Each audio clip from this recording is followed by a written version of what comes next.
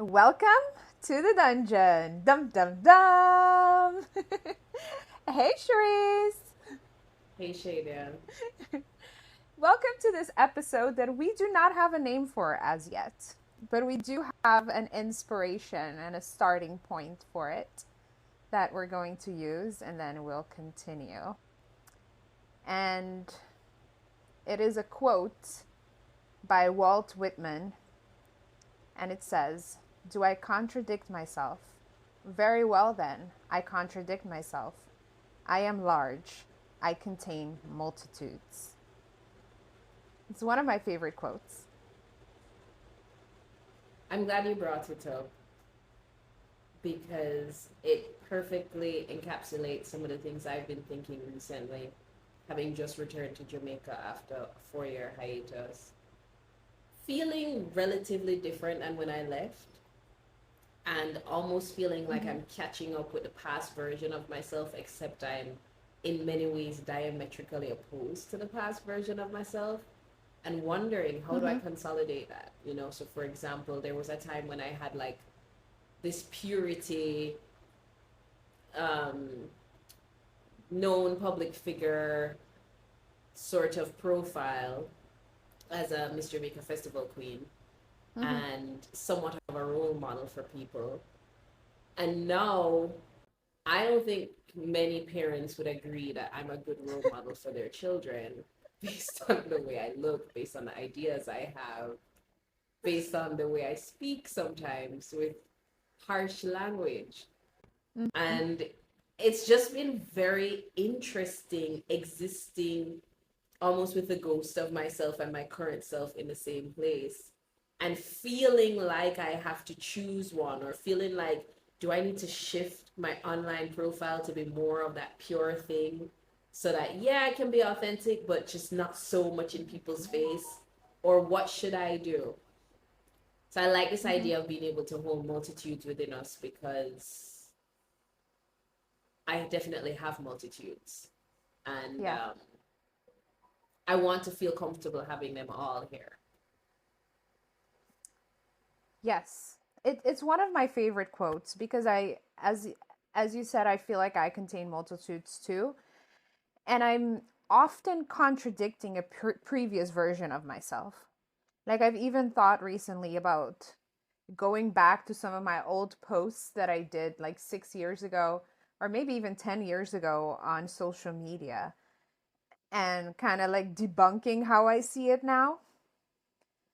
That might, now that I say it out loud in conjunction with this episode, it might be a really good idea to go about it. Um, because that's what happens, you know?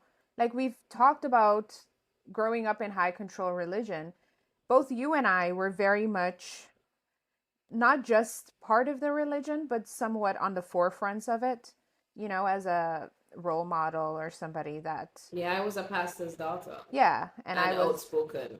yeah, yeah, and I was a elder's daughter and a that who later became a pastor and also a missionary, right? Like I was the poster child of the goody two shoes, perfect Christian girl.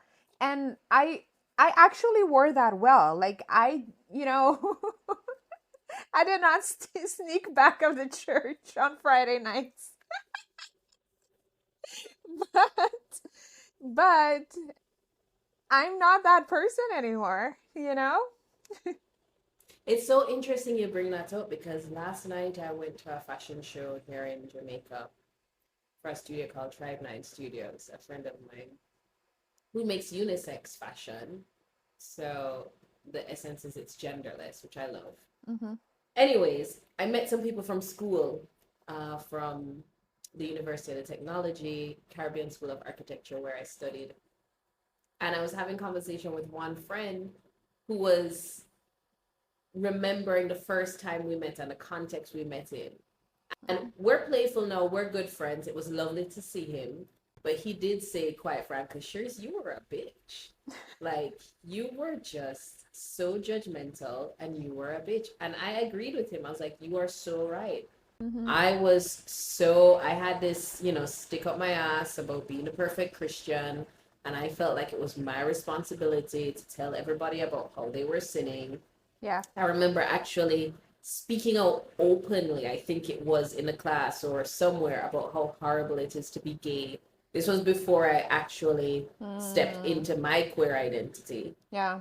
fully. I believe I've always been queer, but I just never fully accepted it, right? Cognitively. Mm-hmm. And so, yeah, I played that role very well as well. However, at the time, we talk about the price and price of authenticity. That was inauthentic. And the price of that inauthenticity was, well, people didn't like me, first and foremost. And it's not to say people like me now and that, I was just not a nice person to be around. Honestly, I wasn't. Yeah. If you weren't Christian and Yeah. approved by me, I wasn't. Yeah.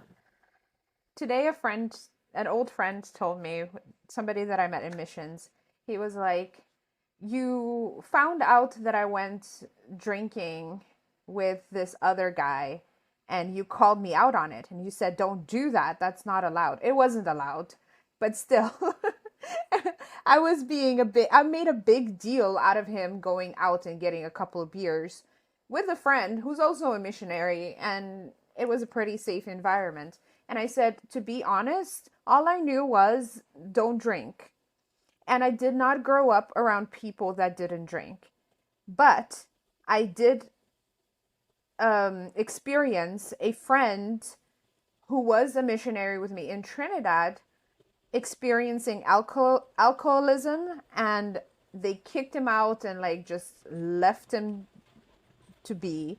And that was like so hurtful and so uncomfortable to me.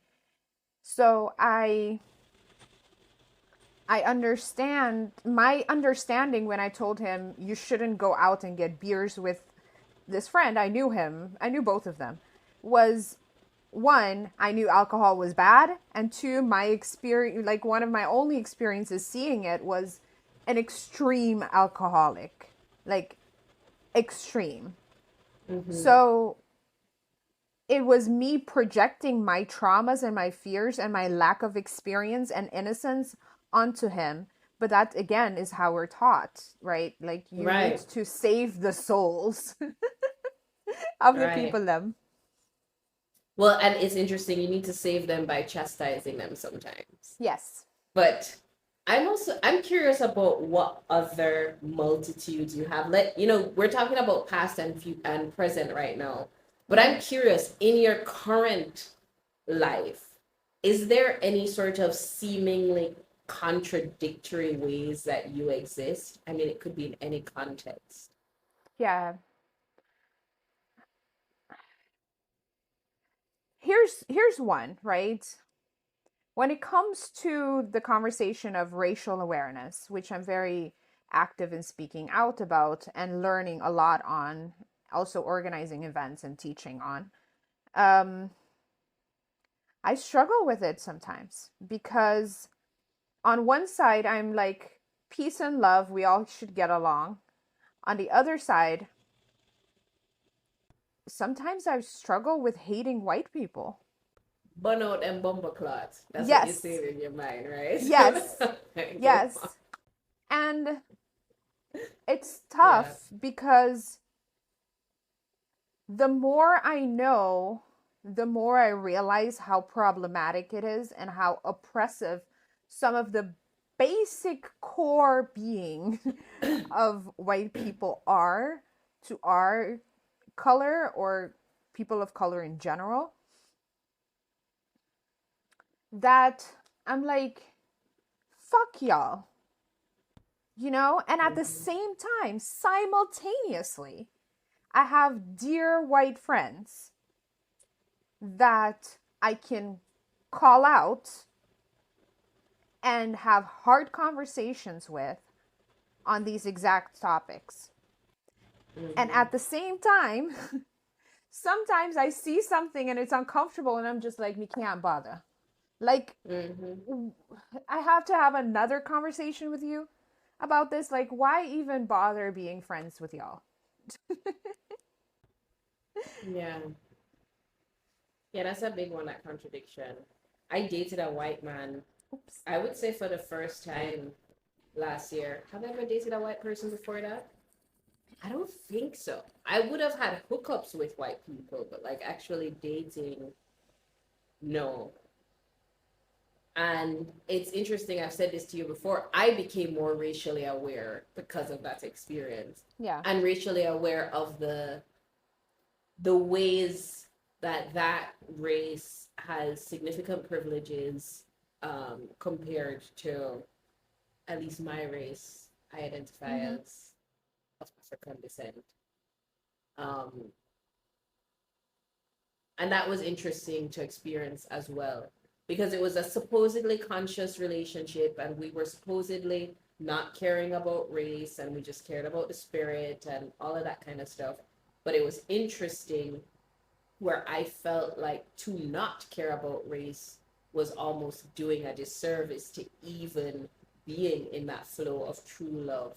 Because the fact of the matter is, as much as we exist as these idealized versions of humans living in this esoteric way, I was based Mm-hmm. in Tulum at the time. Um, Race does play a factor, Yeah. and where you are in your life at your stage has a lot to do with your race. How I see myself and the limitations I put on myself has a lot to do with my race, and not just innately my race, but the relationships that our races have had within each race and also interracially. Um, Yes. so that was also interesting to see.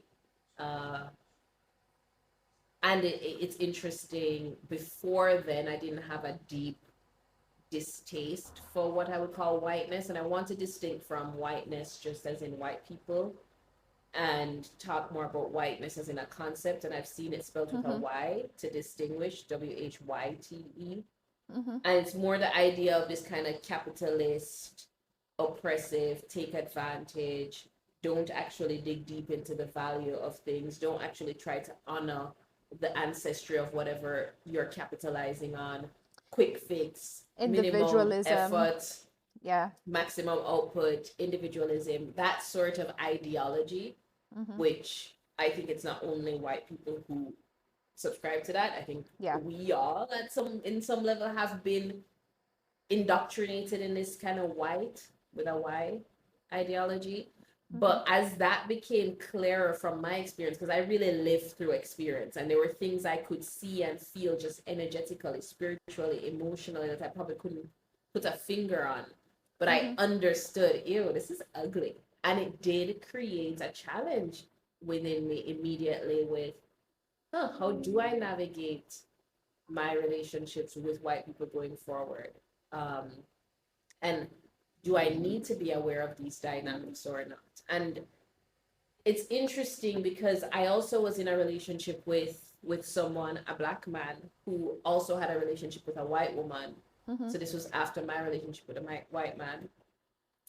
And just because of my relationship with the white man, I could extrapolate ways that her whiteness, for reference to people who just listened, I'm polyamorous. So she would have been what we call my metamor, um, Hmm. I didn't know meaning that one. the lover of my lover, right? But Uh-huh. just because I had that awareness, I could see the ways that some of the dominance she had over him could have been racially related, and Mm-hmm. it upset me, and I didn't he couldn't see it, and I didn't want to make it about that, and I eventually Mm-hmm. just excused myself from the situation because it just felt too dramatic. But yeah, it does play a factor. It does play a factor. And well, yeah, we do contradict ourselves in those ways, right? Like, Yeah. we are free to do whatever, but at the same time we may actually be perpetuating an enslaver enslaved dynamic in our intimate relationships without knowing it. Yeah. Yeah. Right, like, yeah. It's also very interesting too because I've had a few conversations with people that are very near and dear to me about the conversations we've been having on this podcast, so about polyamory and different genders and all that stuff. And it's been fascinating, the comments that has come from that, right? Um, one of them is from someone that I know very well, as I said, and he was saying, "Oh, I don't believe in this polyamory thing." But I'm like, "Okay." He's like, "I'm a one woman guy." I'm like, "Okay." And then I asked, "Okay, but I know you cheated on your partner before. So how are you a one Mm-hmm. woman guy?" He's like, "Oh no, I was a kid back then." I was like, Mm-hmm. "Okay, that's your viewpoint on it. That's all right." But I think people are afraid of labels, and especially in the Caribbean, in smaller communities, and I think communities that value community as well, right? Like, one aspect of whiteness is this idea of individuality, where you do not belong to any community. And that's where I even think people really get into cults a lot because they need, Mm-hmm. like, we have this sense of belonging, but that's a whole other conversation. And it's a very general statement to make that I'm not going to go deep into it right now. Um, but we in the Caribbean are very community centered. It's so fascinating to me, like, how much family plays a role. Even when there's issues within the family is so important, right? And so with that, there's also comes this idea of what will people think. That is the key. So it's not that people don't want labels. People don't want controversial labels. Yes. And it's interesting because I was having this conversation last night at the fashion show. Sometimes I feel like I'm an evangelist of polyamory. Like, I agree. seriously. I agree. But it's not that I'm trying to say, it's interesting because as we're recording this episode, it's actually non monogamy visibility week. Okay. And I've thought about creating content specifically around that, but I'm like, nah, it doesn't really matter. It's not so much that I'm trying to say polyamory is better than anything else, but what I am trying to say is if the labels you choose are not actually fitting the way you actually operate, then maybe you want to try to change the label. Yeah. And similarly, I was having a conversation with a friend last night at this social event, and I was saying, so this friend and I, we have slept together a couple of Mm-hmm. times, and it's been like, it's not a friends with benefit, but it's like every so often we've slept together, and so we have this kind of Yeah. understanding that that could happen if we so desire. Um, Mm-hmm. but he's always had a partner, and I'm not sure that his partner knows that he's sleeping with me or other people. Mm-hmm. And so I've said this to him. I said, but you're polyamorous. Just like you said to this friend, I'm like, you're polyamorous because you've had a partner and you sleep with me. And he's like, no, because no, I'm monogamous. That's cheating, and I will allow myself to cheat, but no, I'm not polyamorous. And I'm like, I just, why not try to acknowledge, like, instead of trying to fit into this thing that you do not fit into, so instead of making Mm-hmm. yourself a cheater, why not just make yourself someone who has the capacity to have open relationships, or if not polyamorous, at least non-monogamous? Because I'm noticing there's a difference in the terms. Polyamorous has to Mm-hmm. do more with building loving relationships, and I wouldn't say the interaction he and I have is about sustaining love per se. There is a friendship, affection, but it's not about Mm-hmm. that. It's more sexual when it happens. So non-monogamous at least, but you are non-monogamous, like, just Yeah. own it. And so there were other people who kind of came in on the conversation, and at some point I really felt like an evangelist, like, be like people just need to be real. Yes. Like, be Yes. real. Yes. Like, if you are legitimately monogamous and when you're with one person you don't care to even find another person attractive, all right, cool. But is that the reality? And if that's not the reality, why not use labels that accommodate what you actually are, Yes. as opposed to putting this label and then not fitting it? It's not even about you trying to fit it. It's like you're wearing a size 2 shoe and your foot's a size 6. You know what I Yeah. mean? Yeah. Like, no, the shoes are squeeze you. The shoes are squeeze you. Take it off. Yeah. Find the right size. Yeah. The way that I first came into this conversation of non-monogamous relationships was with the term open relationship. And the person that I heard it from, I can't remember her name. She talked a lot about sex on YouTube. She was a German girl living in Bali, or she is a German girl living in Bali. I haven't heard from her in a long time, but she was talking about how love is about freedom. If I love you, Charisse, I can't control and say, you're not allowed to do this and you're not allowed to do that.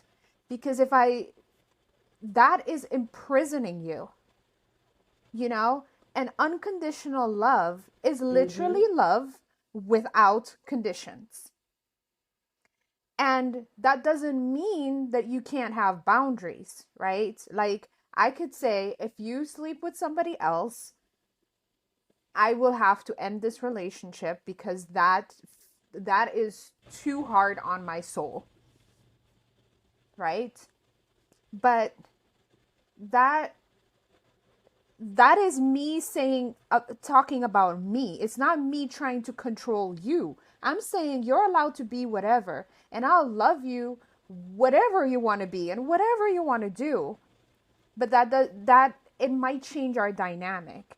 And I loved that concept so much because the love that I knew growing up was very conditional. Marriage, the way that I grew up with it, is very conditional. You need to do this and this and this and this and this. When I was dating a Jamaican man and I was in that circle in Jamaica of missionaries, they would constantly point out, oh, you don't know how to do dishes. Oh no, you don't know how to cook. You don't know. You need to do that if you want to keep that man. You need to do, obviously Jamaicans don't talk like that, but Yeah. you need to do this. You need to do all these things in order to keep that man. And if that's true, does that man love me conditionally? Like, he only loves me to be doing these things for him. Technically babysitting him and being his caregiver. Right? Yeah.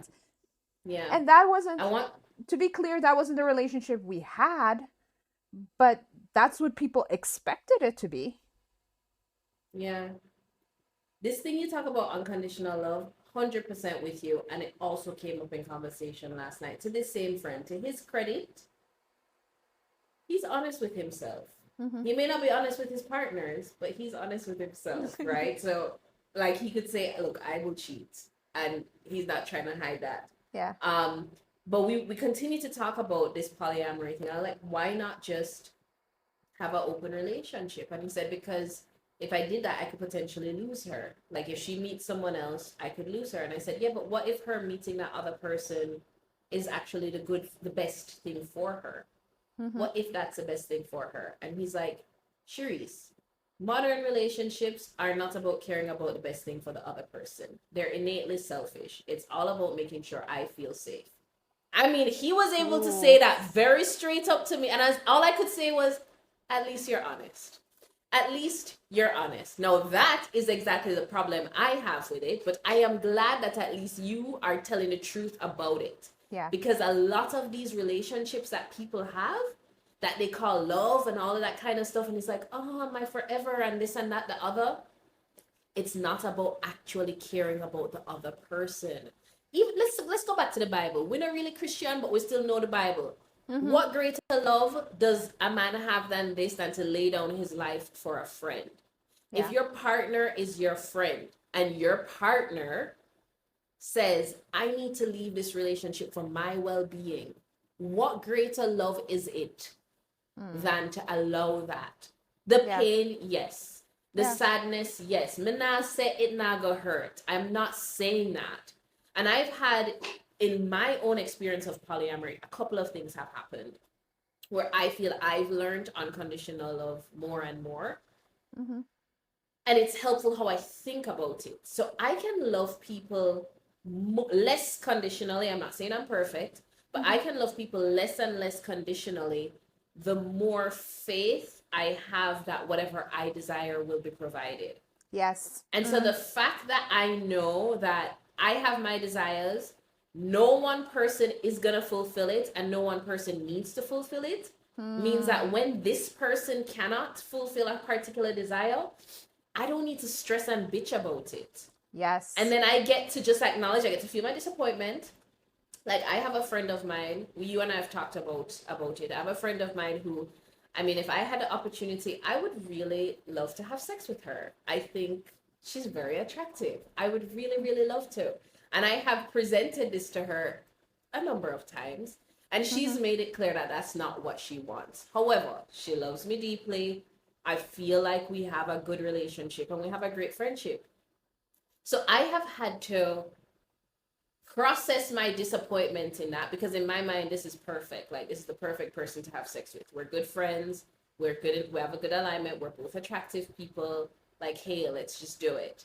Mm-hmm. And I've had to process my disappointment about it. And as I've processed my disappointment and still been able to be her friend, I've been learning, oh, this is more and more what unconditional love is. You Yes. don't need to fulfill what I think you should do in order to be worthy of my affection. And it stretched me. It absolutely has.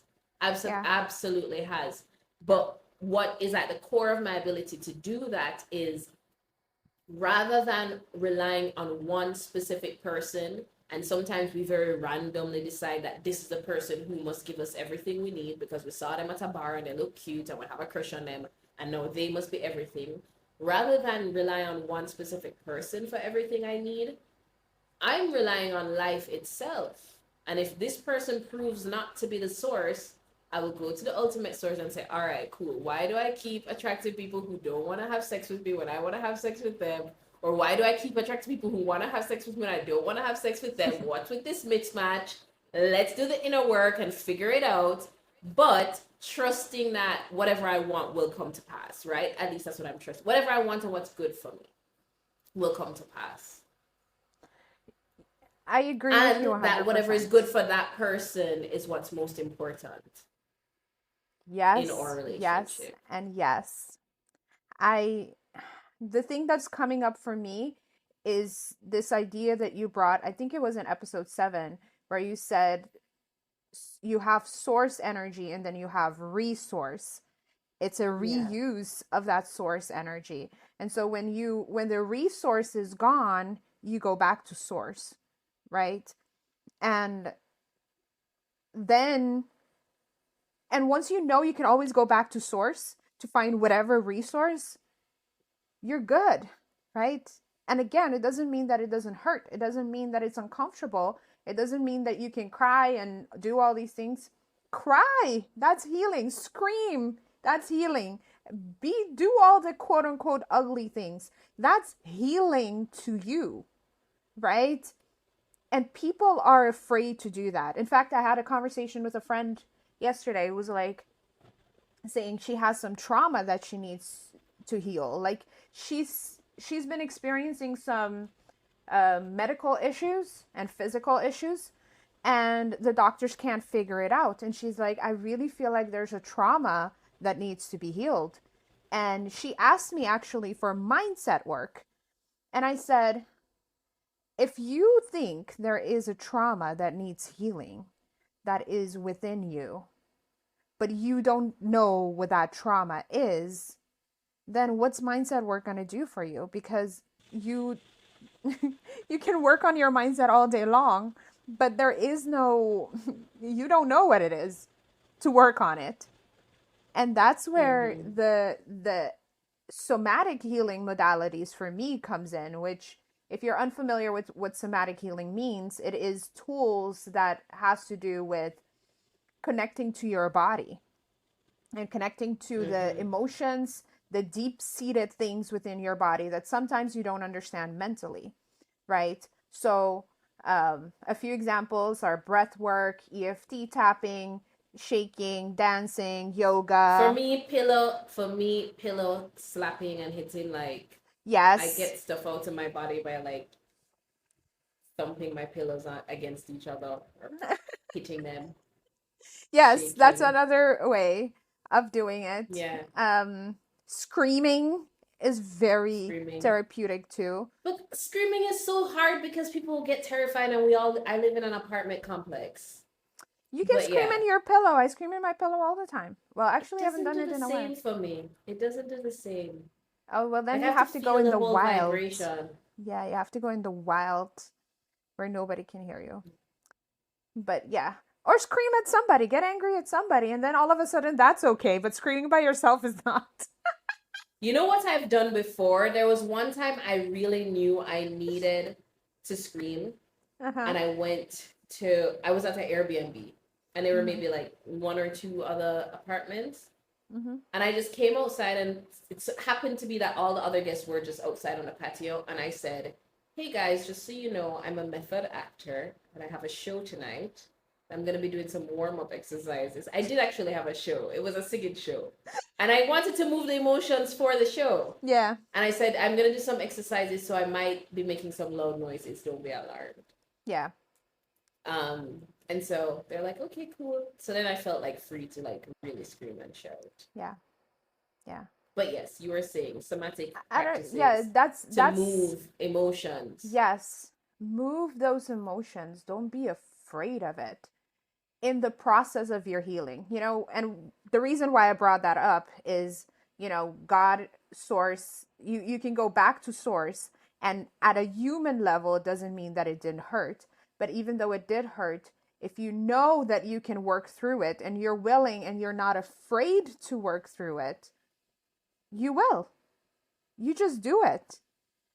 Yeah. And I love removing the stigma about these ugly and negative emotions. Frustration, all these negative emotions, frustration, anger, disappointment, sadness, all these things that are considered negative, they're just a different vibration. And Mm-hmm. they guide you to what you need, you know? Mm-hmm. And sometimes I see that online. I don't know those things by heart, but like if you're sad, you need this. If you're angry, you need that. Like those type of things. I don't know them by heart. Because for me, I just I know trust some myself. Okay, go ahead. I've heard, if you're sad, it's disappointment. So it shows you something that matters to you. Mm-hmm. If you're angry, it's like a boundary. I found that one. So Mm-hmm. it's a boundary that you need to kind of go. If you're jealous, it has to do with some way you almost something you feel is your right to have, which means it's something that you want. Mm-hmm. So what I mean with jealousy is basically it's not to say that this other thing or this other person is better than you. It's that they represent something that you identify with, Yeah. and you can transform that jealousy into inspiration, Mm-hmm. Mm-hmm. right? Because if it's like I'm not gonna be jealous of, I don't know, a world class athlete, Yeah. Kellyanne Fraser Price, Mm-hmm. because it's not relevant to my desires. But I will be jealous of like a popular actress or singer maybe, Mm-hmm. because it's relevant to my desires. That jealousy doesn't have to be something that's debilitating. That jealousy is just like, oh look, this is something you want to embody, right? So it's just information. Yes. Yes. Um, so yeah, I've seen that.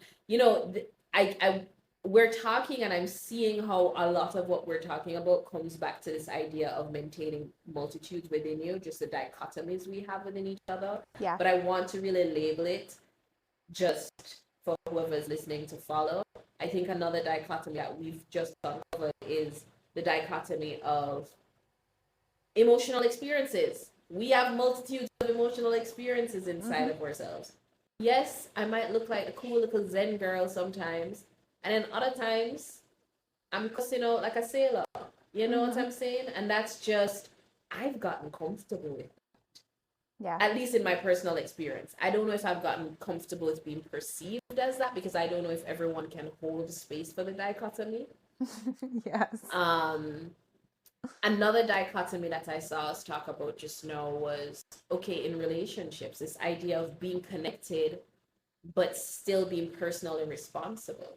Yeah. That could seem contradictory.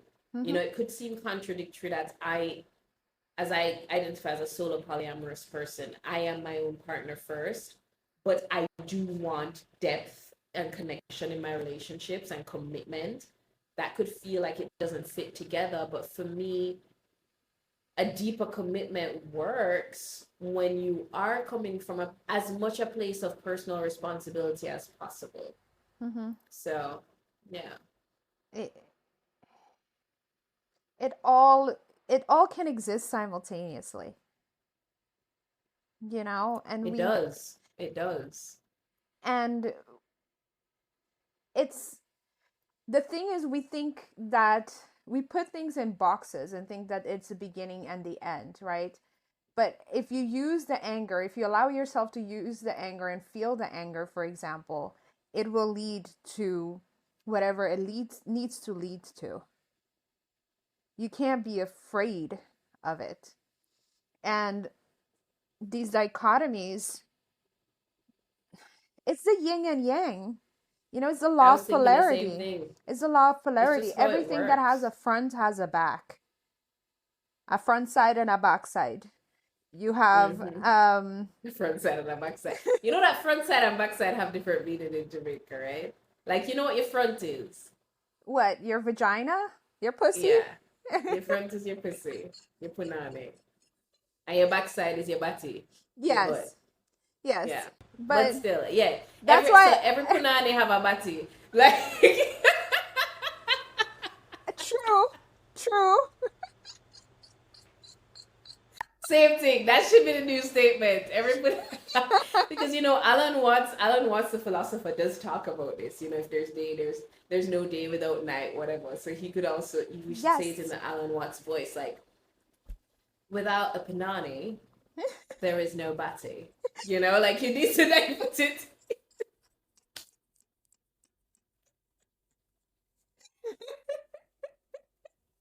Anyway, Yeah, hopefully it so makes sense, but still, it's funny. it is. It is. It's a very good way to remember this Yeah, concept, right? yeah. Um so yeah, we need to just move with it. The same with light and darkness, right? Light cannot exist without darkness, and darkness cannot exist with light. You know that it's dark because it's the absence of light, and you know it's light because it's the absence of darkness. Mm-hmm. So Mm-hmm. allowing yourself to do that. And I want to go back to something we briefly touched on too, is the labels. And something Mm-hmm. that I think about with that is when I started to move away from Christianity, I could no longer use the same labels that I used in Christianity, even though I did believe some of the concepts, right? So, for example, for God, I could not, like, the word God just felt like vomiting and somebody that's about to abuse me. Right. For me, it Even, did too at first. It yeah, did. yeah.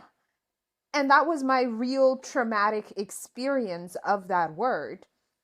But it Mm-hmm. didn't mean that I stopped believing in the concept of God and who God is. I just gave it a different name, and I would always talk about the universe.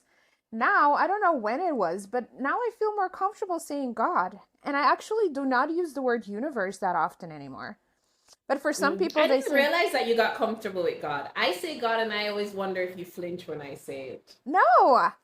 Probably, I Okay. think, I know for sure, I noticed on this podcast that when you say it, I don't flinch or I don't feel any type of way anymore. Yeah. But yeah, for a long time, I couldn't. You know, that's so interesting because now it makes me think of, okay, so the fact that you did flinch at God, but you didn't lose a concept, I get that 100%. When I just came out to the church, I was still always spiritually seeking, and I was a part of a spiritual community that used the word openly, but they always said, we're not talking about a patriarchal, you know, father in the sky who wants to punish you, God. Mm-hmm. But I couldn't separate it, and it was just hard for me. I couldn't. And so it would have been easier for me to still negotiate with the same concept, but without having a label. Yeah. And I've realized also, interestingly, in my polyamory journey, especially in Jamaica, and people finding this label so taboo, even if it's how they're living, you're like, even if I look at what you're doing and I'm like, that looks like polyamory, sir. Like that, I mean, that's what I would call it, at least. Yeah. Yeah. But Yeah. to say that to someone, they get all freaked out. Yeah. I've gotten to a place where I'm like, I don't need to label everything, and it's so interesting so now we're talking about the dichotomy within the dichotomy, because it's like, yeah, labels exist and labels help you to define, and we should find a label that's actually expansive enough.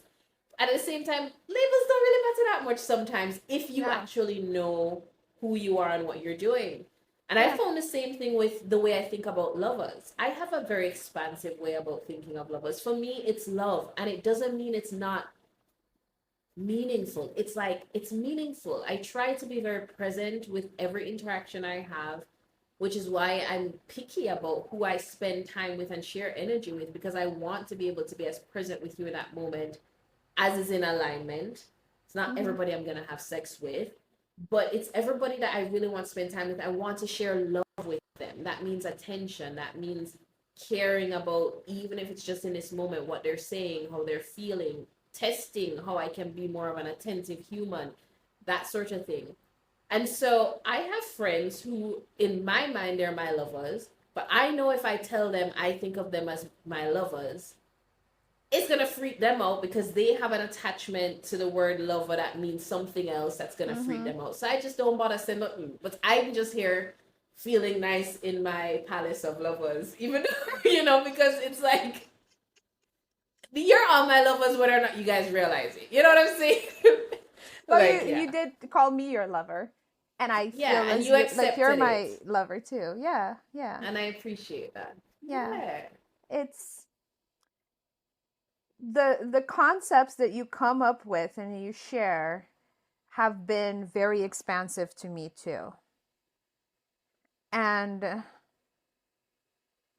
I love that, because I'm all about challenging the norms. And it's interesting because I'm very accepting of terminology, and ways of thinking in everyone. So if you come and tell me you're a duck, I'll be like, go duck, quack on, baby. Yes. Yeah. That's the type of person I am. But that doesn't mean that I'm as accepting of myself always, or I'm always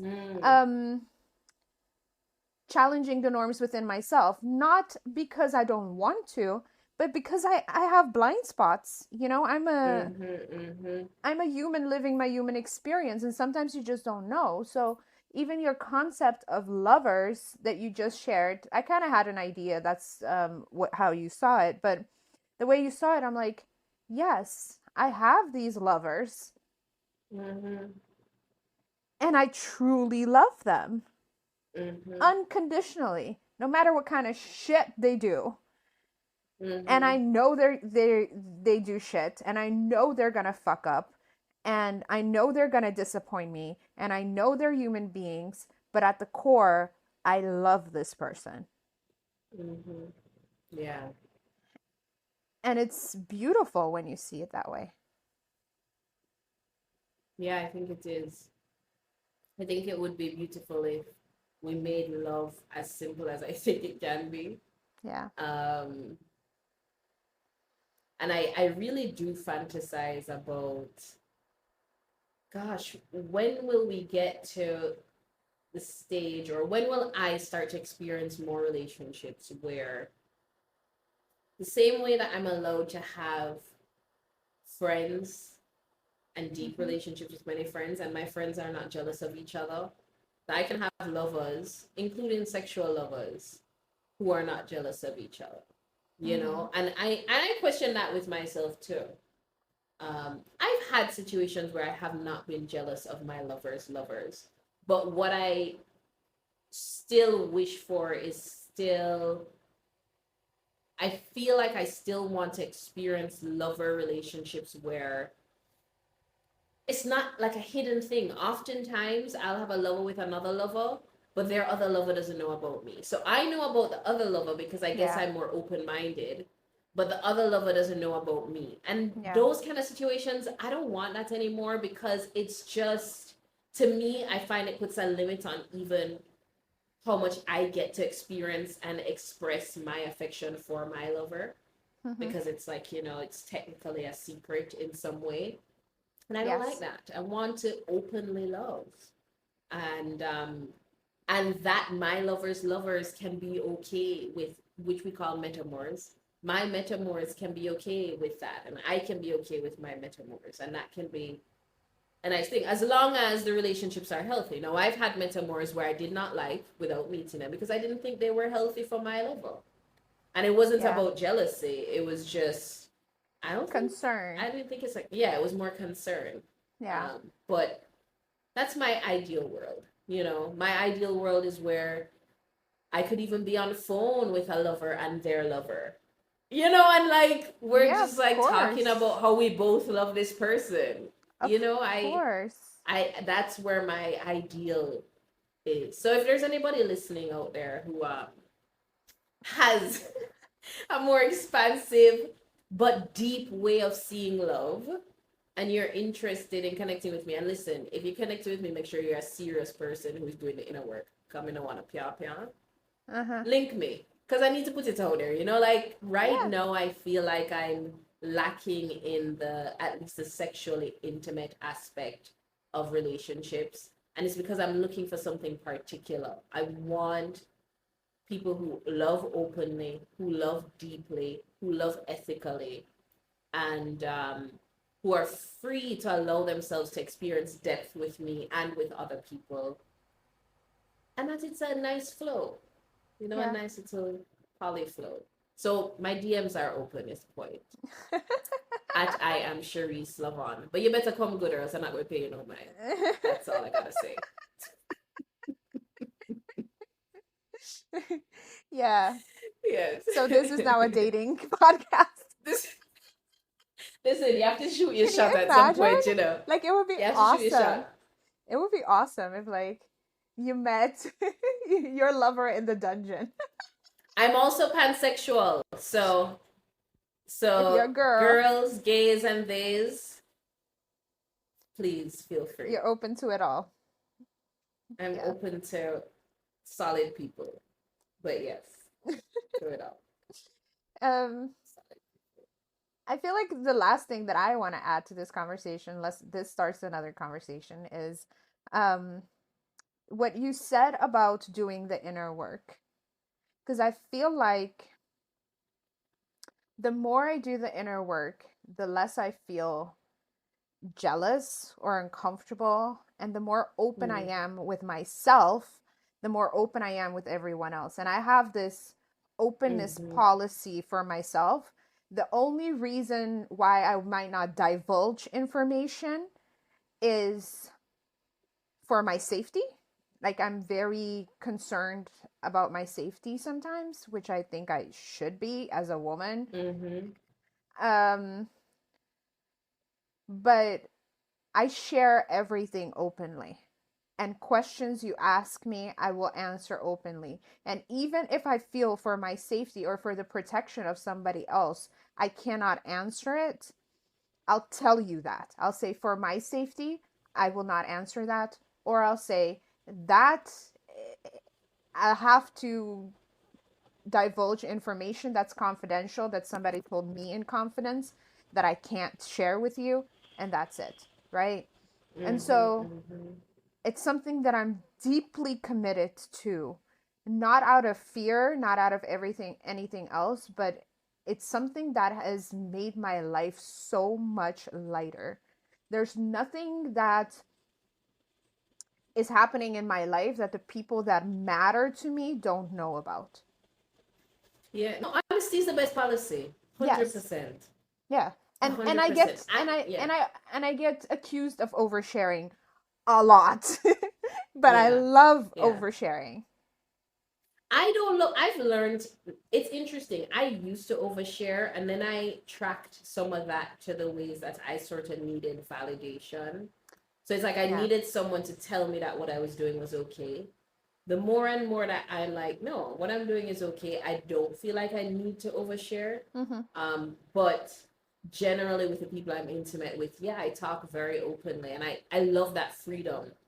Um, and I want them to have the freedom to talk openly to with me as well. Yeah. No, going back to even this is now another multitude. Just because I think like this doesn't mean I don't get jealous. Huh? So I've had partners talk to me about their loves and I've gotten jealous. I remember one situation relatively recently. A friend of mine who I have a huge crush on was talking about some girl that she was with. And in the middle of the conversation, she's like, Sharice, are you jealous of this girl? Because like your energy just changed. And I said, you know what? I'm very happy for what you're experiencing with this person. However, you and I are having a moment right here, right now, and I feel like you just interrupted that moment to start gushing about this person, and it Mm. just didn't make me feel like you're valuing my presence, you know? Yeah. So I've recognized instead of thinking like I'm glad she asked me because instead of thinking like oh I shouldn't feel jealous and just try to swallow it, which is what I was trying to do, and it was obvious because I can't really hide my emotions like that. I mean I can when I'm in acting mode, but when I'm in intimate mode I'm not in acting mode. I can't hide my emotions like that. I'm glad she asked because I got to also dissect that my jealousy was relevant. It was a relevant emotion to give me information in that moment. Like Mm-hmm. yeah, like I prefer that when I'm hanging out with you. It's like not to say I can't hear about someone else, but it's like I also want to know. It's like it fits seamlessly into what you and I are experiencing in this moment. Yeah, but it feels like you just kind of crashed this moment to talk about this other Yeah, person yeah, because you're in new relationship energy, NRE as we call it in the polyamory world. That can feel a little like ugh, you yeah. know. Yeah. So I want my partners to feel open sharing with me as well. I've had different levels of comfort with that. Mm-hmm. And I will say it is directly related to how safe I feel with them. So if Yeah. I feel like my thing with them is secure, I can afford to hear more. Like I remember being in an open Mm. relationship once and I actually accidentally stumbled on a pussy pic on my partner's phone. It was totally accidental. Like they had sent me to go look on their phone for something, Mm-hmm. and this other woman they were talking to had texted them, and Yeah. I just saw it, and I was like, okay, not going on your phone for anything again. That was definitely TMI. Yes. But I'm glad that you're getting pussy pics. Yes. Yeah. Yeah, it's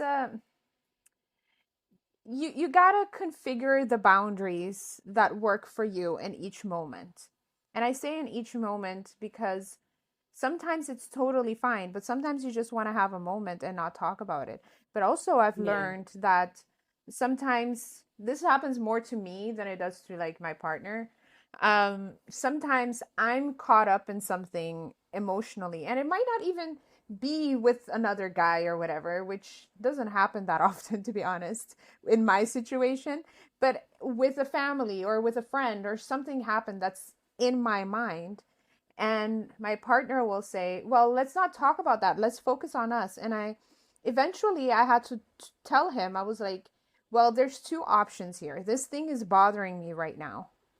I can either keep it in, take a moment to deal with it, and then come back to you, or we can talk about it until I feel better, and then we can Mm-hmm. move on and have this intimate time together. But as for this Mm-hmm. moment, this thing is standing between me and you, and I'm responsible for putting it there, but I also need to work through getting moving it out of the way so the two of us can be Mm-hmm. together. So I think Mm-hmm. there are the boundaries change from situation to situation, and sometimes it's that Mm-hmm. new relationship energy. I've had that not with like friends, right? Like Mm-hmm. when you were my new friends, everything's like Cherise, Cherise, Cherise. And when Andy was, when I reconnected with Andy, my sister would always say, everything's Andy, Andy, Andy, Andy. Yeah. So that's just how I go about things. Yeah, I mean, it's Um, human nature. yeah, It but is. there But it can is, be annoying to the people boundaries. around you sometimes. Yeah. Of course, especially for a natural oversharer like me. Yeah. I mean, this So, podcast is the definition of oversharing, yes, I but it is think. the dungeon. Jesus. Absolutely. Or conversations are the definition of oversharing. I remember when I first invited you on my podcast, Adventure and Authenticity, I was still playing around with how PG I wanted it to be. And then you went and started talking about dicks, and I was Yeah, I like, said, okay, it's not PG. It's just not. Thanks, Sheedia. yeah, Thanks. you shouldn't invite me to PG things. Well, no, I can't keep it PG. I hang out with kids, like, but sometimes I'm like, oh, if I'm talking to like the parent and the child is Yeah. there, I sometimes forget. That's happened to me. I was in I don't remember whose house. Yeah, I was in the house of a partner of a friend of mine who has a child, and I cursed for sure. And then I was like, whoopsie. But it was like a soft curse. It was like shit. Yeah, But yeah, I that's not that noticed bad. it. Yeah. I feel like this is a good place to end. Do you Yeah. agree? I agree. I like today's topic, this idea Yeah, of me just the too. multitudes that exist within us. And I would love to encourage our listeners to give feedback. I know people have been giving you feedback directly, privately, but also if you want to check out Spotify, The Dungeon Yes. podcast, leave some feedback on what are some of the dichotomies that you might struggle with within yourself or you celebrate within yourself. It'd be Yeah. very interesting to hear. Yeah. Yeah. For sure. Yeah, Spotify is our place, our go-to place. If you're on YouTube, because I know some people are YouTube fans. I don't get it for listening to podcasts. We're on there too, so you can leave a comment. And please do, even if it's to say hi. That actually is very helpful because we're doing this, out of the goodness of our hearts, sharing our souls with you. So if it's to say, hey, I listened, it's very, very encouraging to what we're doing. And Yeah, it is. yeah, do that, please. And that is the end of this Of episode. today's podcast. Yeah, it Yeah, is. we'll see you on the This is next one. also, yeah, we'll see you on the next one. The final one, because this is 9. That's what I was thinking. This is Crazy. also the penultimate one. So I don't know what the timing is going to be, but maybe we can see if we can get some um, kind of polling on what that last conversation could be Yeah, about. or like a Q&A type of thing. Or a Q&A. Yeah. That could be. Let's figure I that mean, we've out. covered a lot of very taboo topics that a lot of people don't know about. So if you have questions left over, we want to Ooh, I want to close talk about that. psychedelics. I think that could be cool. I I need to think get some, psychedelics are I definitely. really want to experience with mushrooms. I'm gonna message the lady today that can tell me where I can find it. That could Anyways, be one. But if the listeners have other topics that they want us to talk about on that final episode of this season, let us know. yes, for real. You can find Sheedia on all the platforms at Hey Sheedia, HEYSHEEDIA. Yes, And I am Cherise Lavon, IAMCHERESELAVONNE on Instagram. yes. Find us, Yeah. connect with us, and we'll see you around. Bye. Ciao.